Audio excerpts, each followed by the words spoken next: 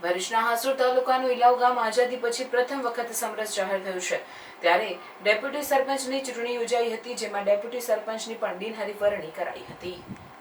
ભરૂચના હાસોડ તાલુકાનું ઇલાવ ગામ આઝાદી પછી પ્રથમ વખત સમરસ જાહેર થયું છે ત્યારે ગામનું સુકાન યુવા મહિલાના હાથમાં સોંપવામાં આવ્યું છે। ગ્રામ પંચાયતના સરપંચ તરીકે નિશા રાઠોડની વરણી કરવામાં આવે છે, તો ડેપ્યુટી સરપંચની વરણી માટે હાસોડના નાયબ મામલતદાર ઉર્વશી પટેલની અધ્યક્ષતામાં બેઠક યોજાઈ હતી, જેમાં ડેપ્યુટી સરપંચ તરીકે હિરેન પટેલની બિનહરીફ વરણી કરવામાં આવી હતી। આ પ્રસંગે હાસોડ તાલુકા પંચાયતની કારોબારી સમિતિના સભ્ય જયેશ પટેલ, ગામના આગેવાન ભરત પટેલ, અલ્પેશ પટેલ, રમણભાઈ પટેલ, દેવજી રાઠોડ તેમજ ગ્રામજનો ઉપસ્થિત રહ્યા હતા। ઇલાવ ગ્રામ પંચાયતના ચૂંટાયેલા નવા સરપંચ, ડેપ્યુટી સરપંચ અને સભ્યોને ગ્રામજનોએ અભિનંદન પાઠવ્યા હતા।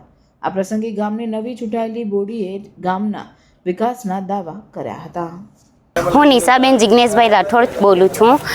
ઇલાવ ગામમાં આઝાદી પછીની પહેલીવાર બિનહરી આવ્યું છે, એમાં હું સરપંચ છું ને ડેપ્યુટી સરપંચમાં હિરેનભાઈ છે, એટલા માટે ઇલાવ ગામને ખૂબ ખૂબ અભિનંદન ને આભાર।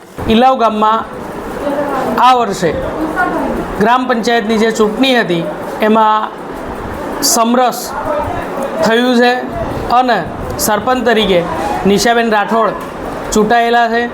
આજરોજ તારીખ 11/7/2025ના દિને ઉપસરપંચની જે ચૂંટણી હતી એની અંદર પણ બિનહરીફ રીતે ગામના હિરેનભાઈ પટેલની વરણી થઈ છે।